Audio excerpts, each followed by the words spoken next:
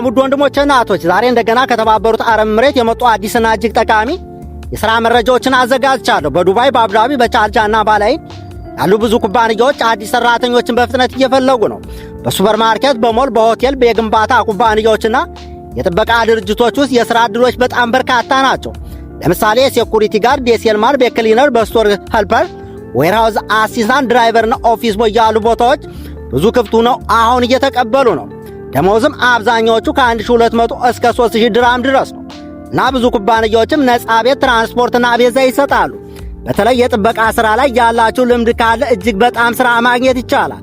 አሁን ብዙ ኩባንያዎችም በወኪን ኢንተርቪው ቀጥታ ሠራተኞችን እየተቀበሉ ነው።